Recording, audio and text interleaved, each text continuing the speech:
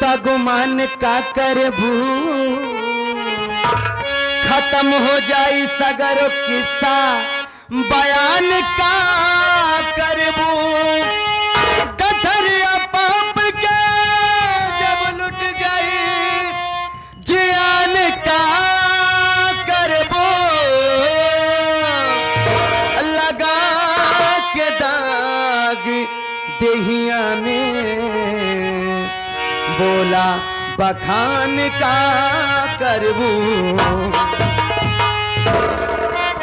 हमारे याद तो के बहुत आई, हमार प्यार तो कभो स्वीकार न कैलू, लेकिन जब कभो तो के केहू ठोकर मारी तो हमारे याद जरूर आई। हमारा से तो बहुत बचेलू, लेकिन और केहू से न बच पैबू।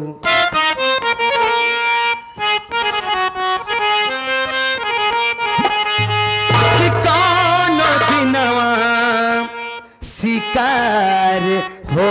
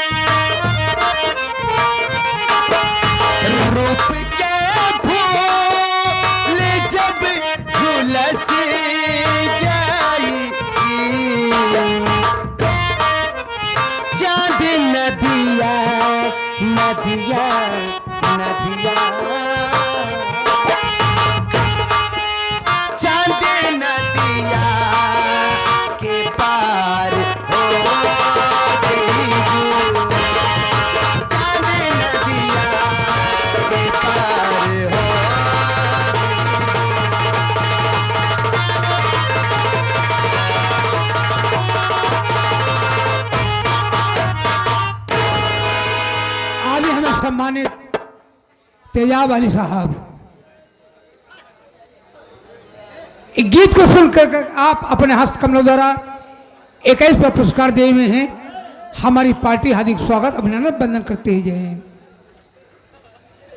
ये आ गए हमारे भोला सिंघानिया, जिसे सौराहा के रहने वाले हैं।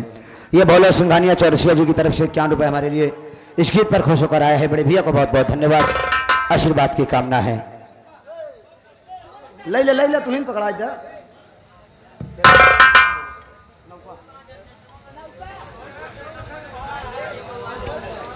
बोला ये बड़े भैया जी हमारे लिए स्पेशल में 11 रुपये पुरस्कार दिए, भाईजान को बहुत बहुत धन्यवाद।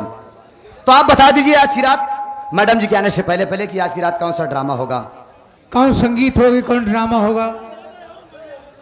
आइए आप लोग सर्वप्रथम तमाशे का नाम सुन लें ताकि वक्त पर समय पर तमाशा स्टार्ट हो जाए। आप लोग ध्यानपूर्वक देखें, आप लोग शांति बनाए, तमाशे का नाम सुने। गंगा की सौगंध, गंगा की सौगंध, जमींदार से तंग और फिर डाकुओं का आतंक। फिर सुन लें, शांति बनाओ, तमाशा साम सुना। गंगा की सौगंध, जमींदार से तंग और फिर डाकुओं का आतंक। तमाशा ना देखा तो हजर रहेगी, हर एक जुआ पर शिकायत रहेगी। आना चाह रही हैं ज्योति रानी, ज्योति रानी का आगमन होने जा रहा है। आगमन कैसे आ रही है?